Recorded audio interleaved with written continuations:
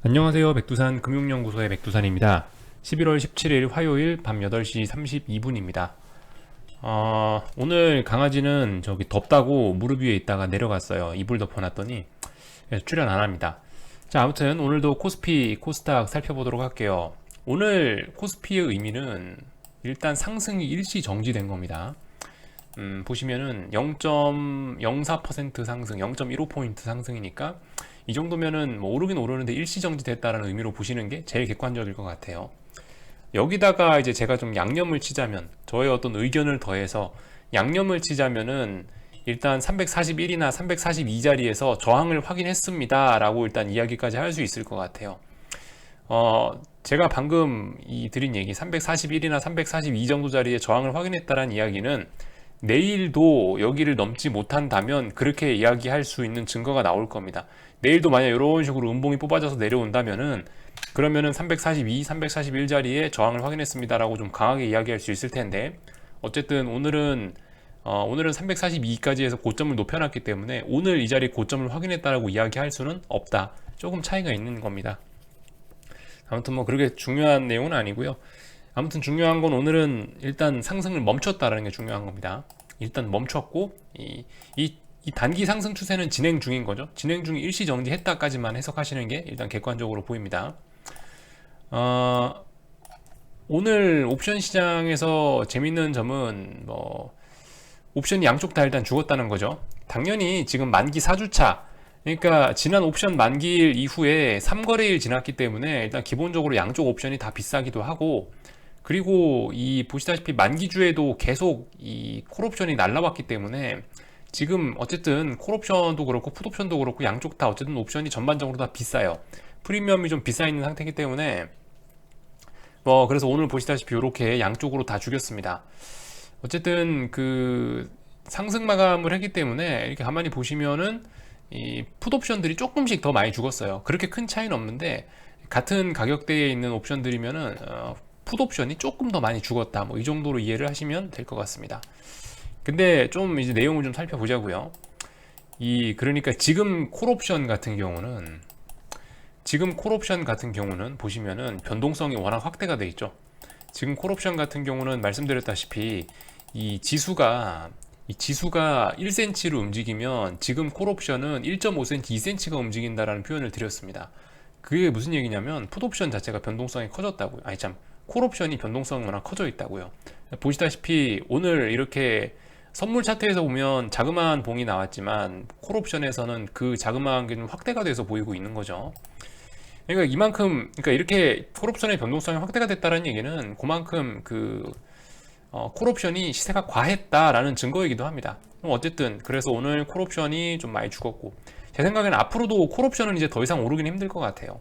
기껏해야 한 번 정도 더 시세를 주거나 아니면 곧바로 뭐 죽어 내려오거나 이렇게 될 것 같습니다. 제 심증입니다. 그리고 풋옵션 쪽은 보시면은 이제 죽다 이제 변동성 이제 더 이상 잘 안 터지는 거죠. 오히려 너무 많이 죽으면 반대쪽에선 변동성이 좀 어쨌든 잘 안 나오는 이런 경향이 있습니다.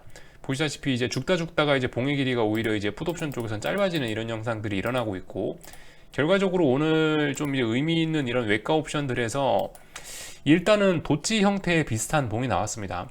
도치란 얘기는 시가와 종가가 같다는 얘기죠. 일단 이런 식으로 만들어 놨으니까 어쨌든 이제 약간 희망은 생긴 거예요. 이제 내일 아침에 이제 인버스를 뭐 한 번 정도 잡아볼 수 있는 어떠한 그런 심증이나 근거, 물증이 하나 생긴 겁니다. 오늘요. 오늘 일시 정지가 됐지 않습니까? 선물에서. 방금 말씀드렸다시피 내일도 만약에 342나 341 자리를 넘지 못하고 거기서 음봉이 나와서 밀리는 그림이 나오면서 동시에 풋옵션도 오늘 나온 이 저점을 지키면서 뭐 양봉으로 달고 올라오거나 이렇게 된다면 어느 정도 한번 그죠? 반전을 노릴 수가 있겠죠. 네, 인버스에 좀 기회가 올 수도 있습니다. 어쨌든 어떻게 될지는 좀 봐야 돼요. 이게 언제 어떻게 될지는 아직까지 뭐 알 수가 없다라는 점이죠. 만약에 여기서 뭐 그런 경우도 있을 수 있어요. 예를 들어서 내일 아침에 뭐 이 선물이 보합 출발을 했는데 보합 출발했음에도 불구하고 풋옵션이 막 개파락해서 저점을 붕괴시킬 가능성도 있습니다. 간혹 가다가 진짜 약한 날들은 그럴 수도 있어요. 그런 경우에는, 그렇게 풋옵션이 약한 경우에는 반등이 좀 미뤄지겠구나 이렇게 짐작을 하시면 괜찮겠죠. 어쨌든 이런 거는 내일 아침에 이제 보면 되는 거고, 어떤 그림이 나와야 되는지, 또 그리고 어떤 그림에서 인버스를 잡을 수 있는지, 일단 그런 그림에 대해서는 좀 말씀드린 것 같아요. 그러니까 내일 같은 경우는 오늘 만들어 놓은 고점을 못 넘는다라는 가정을 하에 일단 한번 인버스 잡아보고, 안 되면 손절하고, 되면은 계속 들고 가고, 이런 식으로 내일 정도는 어떤 매매 기준이 생겼다라고 말씀을 해드릴 수 있겠습니다. 오늘 기준이 만들어졌고 내일 그 기준을 토대로 해서 뭔가 해볼 수 있지 않을까라는 이야기 드리는 거죠. 이런 모든 조건들은 이제 풋옵션들이 내일 뭐 저점도 안 깨고 적당히 죽지는 않아야 된다라는 그런 가정도 깔려 있는 거고요. 어쨌든 코스피에 관련된 이야기는 이 정도 드리고, 코스닥 쪽은 여러분들 안 그래도 오늘 이야기를 꼭 드려야 되겠죠. 이제 코스닥 인버스 쪽은 지금 보시면은 이게 일봉이죠. 네, 코스닥 인버스 일봉입니다. 보시면은 이게 5,300원에서 지금 5,300원을 죽어라 지키고 있어요. 여러분들 이거는 어떤 중요한 신호일 수도 있습니다. 제가 언제 매집 사인들을 한번 드렸었죠. 처음에 매집 사인 드린 게 여기죠. 여기에서 특정 가격을 깨지만 않으면, 특정 가격을 종가상으로 깨지만 않으면 여기서 계속 매집해보자 라고 말씀드렸고, 그 뒤로 여기서 이제 이렇게 상승현자로 시세가 난 거고요. 그런 비슷한 모습이 지금 여기에서 또 5,300원이란 가격을 기준으로 또 나타나는 것 같습니다. 5,300원을 기준으로 해서 지금 하나, 둘, 셋, 넷, 다섯, 여섯, 일곱, 여덟, 아홉, 대충 9거래일째 이 자리를 깨지 않고 어쨌든 일단 지키고는 있어요. 물론 얘가 시세가 날려면 이제 5,400원도 돌파 안착을 해야 되는 이런 문제가 있긴 합니다만은, 아무튼 일단은 중요한 자리인 5,300원을 거의 일주일이 넘게 2주 가까이를 지금 지키고 있다라는 점은 이 어떤 코스닥 인버스를 매집해 볼 만한 어떤 중요한 근거가 될 수 있다고 봅니다. 종가상으로 5,300원을 막 붕괴시켜 버리지만 않는다면 5,300원 장중에 뭐 조금씩 붕괴되더라도 그런 기회를 노려서 어떤 매집을 해보는 것도 나쁘지 않을 것 같아요. 또 이렇게 그러니까 또 이런 식으로 될 가능성도 지금 열려 있는 겁니다. 코스닥 인버스 쪽은 어쨌든 굉장히 좀 유망해 보여요. 일봉상으로 지금 이제 61선 거의 안착을 했고, 거의 안착했다고 보여지고요. 분봉상으로 보셔도 이제 웬만한 어떤 중장기 이평선들은 대부분 다 이제 밑에 깔고 있습니다. 다시 한번 정배열로 갈 만한 이평선들이 쫙 다 모여 있거든요. 다시 한번 그 지난번의 영광을, 여기서 제가 매집 들여갖고 N자로 상승했던 이런 지난번의 영광을 다시 한번 만들어낼 가능성이 조금씩 보이는 것 같아요. 그래서 어떤 기준을 드렸습니다. 5,300원만 깨지 않는다면 5,300원, 5,400원 안쪽에서 좀 매집을 해놨다가 5,400원 돌파 한착하면은 이제 신나게 날아가는 거고, 5,400원 못 넘어가면 계속 이 박스권 안에 있을 거고요. 그죠? 어쨌든 이 어떤 매매의 기준은 드린 것 같아요. 이 안에서 매집하시거나, 아니면 5,400원을 돌파 안착했을 때 따라서 추격을 하시거나, 어쨌든 여러분들이 원하시는 대로 적당히 대응을 하시면 될 것 같아요. 결과적으로 어쨌든 중요한 건 5,300원을 오늘까지 해서 2주 가까이 지키고 있다라는 것이 더 중요한 내용인 것 같습니다. 이게 결과적으로 제가 오늘 아침에 했던 그 코스닥 레버리지가 12,200원이 고점이면 12,200원이 저항이었는데 이젠 12,000원이 저항이네요 라고 말씀드렸던 그 얘기가 이제 그 얘기입니다. 인버스로 설명드린 거고, 아침엔 레버리지에 설명드린 거고, 어쨌든 같은 그림이에요.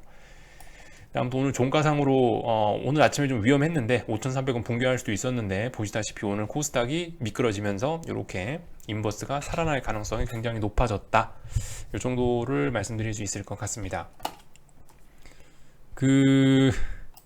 오늘 여러분들이 리플 달아주신 것들 중에서 좀 여러분들과 좀 괜찮은 내용이 있어서 하나 공유하고 싶은 게 있는데, 그 우공이사님이 남겨놓으신 리플에서 이런 게 있었거든요. 요즘 외국인들 매수가 계속 이어지고 있지 않습니까? 보시면 오늘도 코스피가 외국인이 3,500억이 찍혔단 말이죠. 물론 이게 100% 다 말이 안 되는 건 아닙니다. 3,500억이라는 숫자가 말이 영 안 되고 그런 건 아니에요. 요즘 시장 상황을 보면은 충분히 그럴 수 있는 가격이에요. 그리고 환율 강세가 나오는 것도 보면은, 원화 강세가 나오는 것도 보면 이런 외국인의 코스피 순매수가 자연스러운 흐름이긴 한데, 근데 이제 솔직히 약간 의심스러운 면도 있었죠. 근데 이제 그 의심을 그 의심을 약간 좀 저게 과연 진짜 외국인이냐는 의심에 대한 어떤 뭐 증거라고 해야 되나? 아무튼 뭐 그런 게 하나 나왔는데 CFD라고 해서 요즘에 이런 상품이 굉장히 그 많이 유행을 하고 있다고 합니다. 뭐 무슨 상품이라고 하긴 뭐하고, 그러니까 1,000만 원 증거금만 내면 1억 원치 주식을 살 수 있고, 생각대로 주식이 오르면 차익을 먹을 수 있는, 어쨌든 곱하기 10배로 이 자기가 가진 돈에 곱하기 10배로 매매를 할 수 있는 이런 거를 CFD라고 한다는데, 이 CFD 매매가 요게 이제 최근에 어떤 슈퍼 개미, 뭐 좀 자금력이 큰 개인들이 많이 하는 거라고 하는데, 요거를 하게 되면은 개인이 매수 매도하는 금액이 외국인 매매로 둔갑을 한답니다. 제 생각에는 이번에 그래서 이런 것도 외국인 매수에 그러니까 외국인 매수의 많은 부분이 알고 보니 진짜 외국인이 아니고 개인이었을 가능성도 있겠구나라는 생각 정도는 좀 해볼 수 있겠어요. 물론 뭐 이 소식만 가지고 지금까지 외국인이 몇십조가 아니고 몇 조 단위로 들어왔던 매수가 다 CFD야라고 주장하는 건 아닙니다. 어디까지나 외국인 매수가 그 중에 많은 부분이 CFD였을 가능성도 있겠구나라고 그냥 이 정도 참고만 하고 넘어가시라고 이렇게 말씀을 드리는 겁니다. 아무튼 뭐 이런 것도 있다. 참 아무튼 요즘에 재밌는 게 많은 것 같아요. 1,000만 원 증거금 내서 1억 원치 주식 살 수 있으면 반대로 주식 한 2, 3%만 하락해도 거의 막 계좌가 토막 날 것 같은데, 그죠? 아무튼 이런 고 레버리지 상품 때문에 요즘에 수급이 조금 혼란스럽게 표시가 될 수도 있다라는 이야기 드리고요. 뭐 삼성전자는 오늘 하락했네요, 그죠? 뭐 정상적으로 하락할 자리에서 하락한 거고. 아무튼 그래서 내일 뭔가를 뭐 해볼 수도 있을 것 같습니다. 내일 뭔가 해볼 수도 있을 것 같아요. 내일 적당히 갭 상승한다면, 지수가 내일 적당히 갭 상승한다면, 코스피건 코스닥이건 그렇게 되면은 인버스의 눌림목으로 한 번쯤 활용할 수 있지 않을까. 대신에 아무튼 지금 만약 내일 여러분들이 뭔가를 하신다고 하면 그거는 확인하고 들어가는 게 아니고, 확인이 안 된 상태에서 여기 고점을 못 넘을 거야 라고 하고 예측을 하고 들어가는 거기 때문에 그런 부분은 좀 주의를 하셔야 되겠죠. 예측이 빗나가면은 그런 거 이제 바로 손절을 하시는 게 맞다고 생각합니다. 아무튼 그래서 내일 뭔가 해볼 수도 있겠다, 요 정도 이야기 드리면서 한국장은 여기서 넘어갈게요. 미국장 보도록 하겠습니다. 야, 이게 중요한 게, 이게 달러가 강세로 전환이 돼야 되는데 웃기는 게, 아무튼 그 유로화가 요즘에 강하죠. 그러니까 달러가 약하다는 얘기인데, 이것도 약간 지금 보면은 방금 제가 아침에 말씀드린 어떤 전 세계 위험 자산의 랠리에 이것도 동기화되는 그런 흐름 중에 하나가 아닌가 싶긴 해요. 아무튼 오늘 밤이 이제 화요일이고요. 유로화 같은 경우도 뭐 약간 이런 관점에서 좀 볼 수는 있을 것 같은데, 여기서부터 이렇게 상승한 거 따져보면은 하나, 둘, 셋, 넷, 다섯, 여섯, 6거래일 정도 상승했고요. 3거래일 조정 주고 하나, 둘, 셋, 넷, 다섯, 5거래일째 올랐으니까 아마 내일 하루 정도까지 더 오르면은 이 유로화 강세는 어느 정도 좀 끝날 수 있지 않겠냐라는 생각 정도는 해보고 있습니다. 아무튼 지금 이런 거는 자연스러운 현상이에요. 왜냐하면 전 세계 주식이 어떤 뭐 폭등 흐름 이런 걸 보이고 있기 때문에 뭐 일단 이런 건 자연스러운데, 이렇게 유로화가 강함에도 불구하고 여기 만들어 놓은 이런 고점을 넘을 수 있는지 없는지 이런 여부들을 좀 잘 확인하시면 괜찮을 것 같긴 해요. 그런 거 위주로 보시면 될 것 같습니다. 결과적으로 저거 뒤집어서 놓고 보면 달러 인덱스인데 똑같은 얘기예요. 똑같은 얘기. 방금 전에 본 유로화를 뒤집어 놓은 게 결과적으로 달러 인덱스지 않습니까? 달러 인덱스가 결과적으로 이렇게 죽는 게 자연스러운 현상인 것 같긴 하다고요, 지금 여기서. 왜냐하면 전 세계 위험 자산들이 다 같이 폭등하고 있기 때문에 대표적인 안전자산인 달러는 이렇게 하락하는 게 맞긴 맞는데, 아무튼 이 하락함에 있어서도 그 이번에 여기 있는 이 저점을 붕괴시키지 못하고 또 여기서 반등 나온다면은 굉장히 든든한 지지력을 확보할 가능성이 있다, 이렇게 해석을 하시면 괜찮겠죠. 그래서 보시면 이것도 뭐 똑같습니다. 하나, 둘, 셋, 넷, 다섯, 한 5거래일 정도 빠졌고요. 여기서부터 해서 여기까지 해서 한 하나, 둘, 셋, 넷, 다섯, 5거래일 빠졌고, 그리고 하나, 둘, 셋, 넷, 한 4거래일쯤 반등 나오다가 이제 다시 5거래일, 하나, 둘, 셋, 넷, 다섯, 오늘이 5거래일째긴 합니다. 어떤 하락연자 같은 걸 일단 완성, 뭐 이런 가능성이 있긴 있어요. 유로하고 지금 날짜가 하루 정도 차이가 나긴 나는 건데, 아무튼 어떻게 될지는 일단 조금 지켜보자고요. 그러니까 오늘까지 이렇게 하락을 하는 거는 자연스러운 것 같고, 내일쯤부터 해서 슬슬슬 이제 달러 약세가 정지가 되는지 이런 여부를 좀 보시면 될 것 같습니다. 그러니까 이런 것들을 좀 이제 복합적으로 제가 던져드린 이런 재료들을 복합적으로 한번 생각을 해 보셨으면 좋겠어요. 예를 들면은 제가 맨 처음에 이번 주 월요일 날 말씀드린 게 아마 이번 주 수요일이나 금요일 정도까지 미국 주식 시장은 좀 상승할 가능성이 있다. 빠르면은 수요일쯤 꺾일 수도 있고 좀 더 가면은 금요일 정도 이번 주 그러니까 이번 주 금요일까지 계속 상승할 수도 있긴 있는데 아, 그죠? 그러니까 그런 가능성은 던져 드렸는데 여기에 더해서 달러 인덱스도 뭐 한 5거래일 빠지고 한 3, 4거래일 반등하고 다시 5거래일 빠지는 흐름이 거의 완성이 되어 가고 있으니 이거 어쩌면 수요일에도 어쩌면 주식시장이 좀 흔들릴 수 있겠구나. 왜냐하면 달러가 올라온다고 한다면은 그런 가능성도 있겠다 정도 이렇게 열어보시면서 어쨌든 제가 드리는 재료들을 복합적으로 여러 재료들을 복합적으로 여러분들이 이렇게 연결하셔가지고 어떤 좋은 결과를 만들어내셔서 판단하셨으면 제 영상을 잘 활용하는 게 아닌가라는 생각이 듭니다. 아무튼 S&P 뭐 말씀드렸다시피 한 수요일 정도까지 뭐 오를 수 있지 않겠느냐라고 생각은 되는데 글쎄요 뭐 오늘 현재 저녁 8시 40분인데 지금 빠지고 있는 건 솔직히 큰 의미는 없다고 생각되고요. 오늘 그 테슬라가 이제 드디어 상장이 돼서 첫 거래가 되죠. S&P 500에서.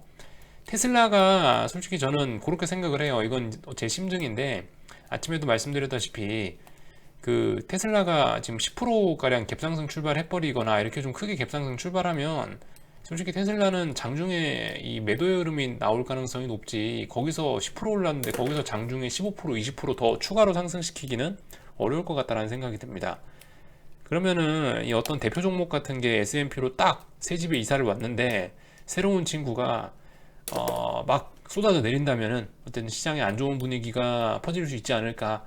그래서 S&P라든가 나스닥이라든가 이런 쪽으로 시장에 안 좋은 분위기를 미칠 수 있지 않을까 뭐 이 정도 추측은 해보고 있는데요. 어쨌든 뭐 그런 것들은 여러분들이 한번 생각해 보시고 타당한지 안 타당한지 아무튼 뭐 그렇게도 될 수 있다고 일단 생각을 해보고 있습니다. 그래서 뭐 중요한 지지나 저항 뭐 말씀드렸었죠. 지금은 S&P 중요한 저항이 이제 위쪽으로는 전고점 여기 하나밖에 없고요. 지금 이런 자리에서는 어떻게 될지 모릅니다. 뭐 단기 매매 하시는 분들은 어제의 고점을 기준으로 어제의 고점 넘어가냐 못 넘어가냐 뭐 어제의 종가를 넘어가냐 못 넘어가냐 뭐 이 정도 기준으로 지지와 저항 잡고 보시면 될 것 같고 뭐 나스닥 같은 경우는 보시다시피 여기 지지와 저항 아직 잘 보이죠. 한 12,100짜리가 어떤 저항인데 12,100 정도 찍고 지금 일단 밀리는 모습이 나오고 있긴 하다. 오늘 밤에 이 위를 확인할 모양이긴 한가 봅니다. 뭐 나스닥 같은 경우는 지금 일봉으로 크게 보시면은 여기 역사적 고점, 여기 두 번째 고점, 여기 세 번째 고점. 어쨌든 12,100이 굉장히 중요한 저항이에요. 근데 지금 보시면 다시 한번 12,100까지 왔습니다. 일단 상승한 거래일 수는 하나, 둘, 셋, 넷, 다섯, 여섯, 6거래일 상승하고 하나, 둘, 셋, 넷, 다섯, 여섯. 오늘이 나스닥은 하락할 수도 있는 날이겠네요. 오늘 고점이 나오거나 오늘 하락할 가능성도 있다. S&P는 뭐 수요일이나 금요일까지 좀 더 갈 수 있을지 모르겠는데 일단은 나스닥은 작은 측면에서 보면 일단 오늘 밤도 어쩌면 흔들릴 수 있을 가능성은 있겠네요. 뭐 보시다시피 작은 단위로 보면은 지금 6거래일 상승하고 6거래일째 다시 됐으니까 다 합치면은 몇 거래일째 되죠? 한 12거래일 정도 됐죠. 그러니까 어느 정도 한 사이클 완성됐을 가능성도 있으니까 한 번쯤 흔들릴 수 있겠다 생각을 하시는 게 좋을 것 같고 그리고 뭐 그러니까 아직 몰라요. 여기서부터 여기까지는 한 15거래일 정도 빠졌으니까 뭐 조금 더 연장이 되면 한 3거래일 정도 앞으로 더 오를 수도 있지 않겠냐라는 가능성 정도는 좀 열어 놓으셔야 되겠죠. 그러니까 오늘 밤이거나 아니면 한 화수목해서 뭐 한 어쨌든 주 후반까지 가거나 뭐 둘 중 하나인 것 같습니다. 나스닥 쪽은 어쨌든 그래서 뭔가 이런 걸 생각하시고 한번 베팅 해보실 거면은 베팅 해보셨다가 아니다 싶으면 빨리빨리 자르시고요. 아무튼 오늘 밤에 오르면은 12,100을 못 넘어간다라고 한다면은 뭔가 또 가능성이 생길 수 있겠죠. 어쨌든 이런 단기적인 매매 같은 거는 아직은 제가 뭐 드릴 말씀이 없습니다. 그러니까 지금 보시다시피 어쨌든 계속 상승이 진행 중이고요. 미국도 상승이 진행 중이기 때문에 지금 인버스를 잡을 만한 어떤 뭐 근거 같은 건 없어요. 대부분 지금 제가 말씀드린 건 뭐 며칠 정도 됐고 어느 정도까지 올랐으니까 이제 한 번쯤 예측으로 지금쯤은 흔들릴 수 있지 않겠냐라는 이야기를 드리는 건데 뭐 실제로 흔들릴지 안 흔들릴지 흔들릴지 안 흔들릴지는 모르는 거기 때문에, 예측해서 말씀드리는 거기 때문에, 만약에 이런 제가 말씀드린 이런 근거를 갖고 한번 들이대 보실 분들은 손절 아주 짧게 잡고, 배트 짧게 잡고, 언제나 좀 위험을 좀 고려하시면서 하셨으면 좋겠고, 제일 확실한 건 기다렸다 저항 확인하고 나서 들어가는 게 제일 안전할 것 같습니다. 아니면은 뭐를 뭐 붕괴시키고 나서 들어가거나, 마음 급하게 드실 거 없을 것 같고, 아무튼 그래서 천천히 하셨으면 좋겠어요. 뭐 오늘이 아니라도 기회는 많으니까. 그리고 유가나 한번 볼까요? 유가하고 변동성 지수 정도 보고 마치겠습니다. 변동성 지수 좀 먼저 볼까요? 변동성 쪽은 뭐 보시다시피 오늘 원래는 하루 더 저점이 낮아질 수도 있는데 일단 양봉 나오고 있네요. 물론 이게 아침에 어떤 모양일지 굉장히 궁금합니다만, 일단은 변동성 지수 지금 22, 23 정도에서 일단 어떤 지지력을 좀 보이고 있는 것 같다. 여기서 안 죽고 또 살아난다면 여기 또 다시 지지력 나오는 거예요. 그러면 보시다시피 박스권 여기 한번 이렇게 또 지지력 나오는 거다, 그죠? 이런 식으로 박스권 또 갇힐 수 있다라는 점 생각하시면 되겠죠. 유가 정도는 한번 봅시다. 사실 유가는 이런 생각도 사실 좀 약간 들긴 들어요. 보통 어떤 이 주식시장 버블이 있고 이럴 때 어떤 금융위기가 나기 직전에, 어떤 진짜 큰 위기가 나기 직전에 마지막까지 오르는 게 유가이긴 합니다. 무슨 이야기냐면은, 예를 들면은 이거 유가 월봉을 한번 볼게요. 유가 월봉을 한번 보시면은 이거 보세요. 2008년 7월 달까지 유가가 올랐습니다. 보이시죠? 근데 아시다시피 코스피 같은 경우는, 코스피나 주식시장들은 이미 2007년도부터 슬슬 꺾이기 시작했다고요. 2007년부터 여기쯤부터 이미 꺾이기 시작했어요. 여기쯤부터. 근데 유가는 이리로도 슈팅을 더 주고 나서 몇 달 동안 더 오르다가 마지막에 꺾였죠. 그러니까 이런 측면도 있습니다. 진짜 위기가 나기 전에는 어떤 원자재들이 최후의 강세를 보이고 원자재들이 꺾이면서 어떤 위기가 발생하는 경우가 굉장히 많은데, 어쨌든 그거는 이제 일반적인 위기에서의 있는 이야기고, 지금 같은 경우는 솔직히 조금 좀 꼭 뭐 그런 옛날의 전통적인 루트를 따라가지 않을 수도 있겠다라는 생각은 들어요. 어쨌든 그래서 유가가 더 갈지 안 갈지, 이런 전통적인 어떤 마지막까지 주식이 꺾인 뒤에도 원자재가 더 폭등하다가 주식시장과 같이 박살나는 어떤 이런 시나리오로 갈지 안 갈지 여부는 뭐 보시다시피 일단 당장 여기 전고점인 그 일봉으로 돌아와서 43.5달러 정도, 여기 있는 이 전고점을 넘냐 못 넘냐가 어떤 일단 당연히 중요한 어떤 그런 이 자리가 굉장히 중요한 포인트가 되겠죠. 일단 뭐 당장 이걸 넘어야 뭐 앞으로 대세로 뭐 유가가 더 오르든 말든 할 거니까.